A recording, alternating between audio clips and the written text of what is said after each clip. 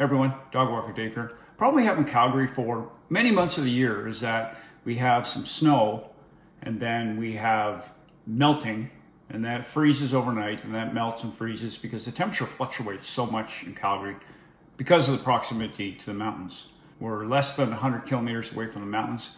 So what happens is that we get these Chinook winds blow in and we have snowpack in the city and everything gets compacted. And then what happens throughout the day, because maybe it gets above 0 degrees Celsius and the melt from the snow comes down from people's driveway, and then overnight it freezes so that you see what we have to deal with on a regular basis. Now there are several different ways that you can counteract this when you are going out for a walk, or if you're going for a run, or if you're going for an urban hike, or just a hike for that matter, if you're out in the mountains and you come across the same thing. A couple of things that you might want to try, something like a traction spike. And we have a couple of different traction spikes. We have the really small ones, the nano spikes here, just got a little bit of a nub on them, have a little plate, and they strap onto your shoe. And then we have ones that are a lot deeper of a spike. We can use those. But for in and around the city, and I would say anybody who lives in this similar type of climate would come across the same thing, is that a couple of things. Number one, I find traction spikes are great, but when you're running on sidewalk and the sidewalk is bare, it's a bit of a pain because you're running and wearing these things down, even though they're very durable, but they're wearing these things down and they're not very comfortable to run on when you're running on bare sidewalk. Then you come across ice and they work fantastic. You can't run in the middle of the road because that's not safe. So what are some other alternatives?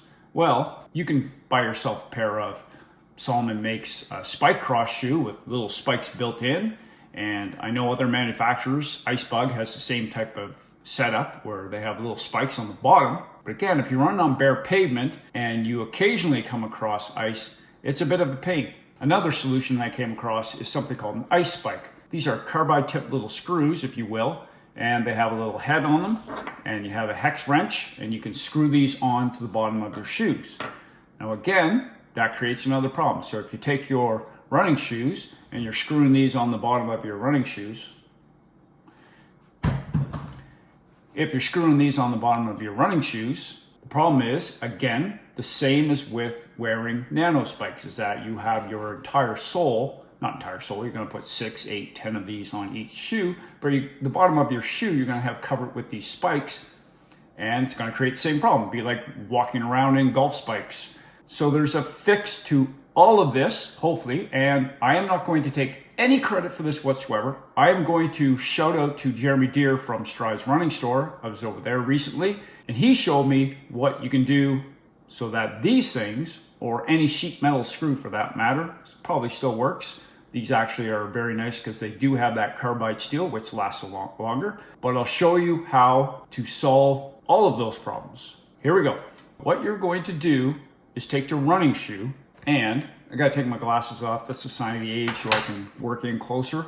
And this works the best, according to Jeremy, and after I've checked this out myself, this works the best if you have a pair of trail running shoes with a 5mm lug on these specific ones. If you have shorter sheet metal screws, you can get away with a 3.5mm lug depth, or something like 3.5mm, 3mm, even 4mm. But what you're going to do, instead of putting it right on the end of the tread, you're going to take your mini socket wrench and you're going to put these in between, all around the outsole. Well, you don't have to do that, put 6 or 8 of them, but what you're going to do is put them in. You're going to feed them through. I'm going to switch camera angles so you can see this a little bit better. Now, what you're going to do is put the traction lugs off of one of the lugs themselves, feed it in. Now, with the 5mm pattern and just the length of these traction spikes, is that if you can see here, it's kind of hard, hopefully try to get a little bit better of a close-up. If you can see the side profile here, you still have, so you have the lug that comes up to there, and then the traction spike barely covers the surface here. So you can actually run on pavement, concrete, whatever, and you can still run across the ice without worrying about slipping and falling. So we'll put in one traction spike here. I'm just going to use an old pair of Peregrine 11s that I have kicking around. I'm just going to pop in 4. put them along the perimeter of the outsole. And as I mentioned earlier, make sure you put them between the lugs so that when you're looking on the side profile of everything here, they do stick out just a little bit. I can also pull out a pair of Speed Cross. These are the Speed Cross 6 by Solomon. Any shoe for this specific type of spike, they work best on a 5mm lug depth. Speed Cross, I do the same thing, pop them along the perimeter of the forefoot. You could probably even put a couple in the heel, but I'm more concerned with popping a few of them in the forefoot. It is important to note, everyone, please do not wear your shoes inside your home at all, because you will guaranteed ruin your floor. Doesn't matter what kind of floor you have, but you're gonna ruin your floor.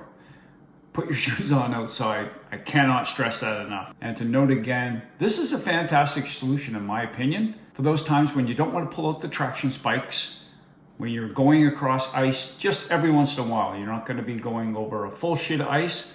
You're just going to hit ice every once in a while, especially when you're running at nighttime when you just can't see that black ice you're coming across, running on the sidewalk, running on the pavement, wherever you happen to be running, and then you just hit a little bit of black ice because the next thing you know, you're going down. And trust me, it does not feel good when you slip and fall on ice. You can hit your head, concuss yourself, wrench your back, lots of other problems that happen. That's it for now, everyone. Hopefully everyone stay safe. Make sure you get outside. If you found this useful in any way, entertaining in any way, hit that subscribe button. Peace, everyone.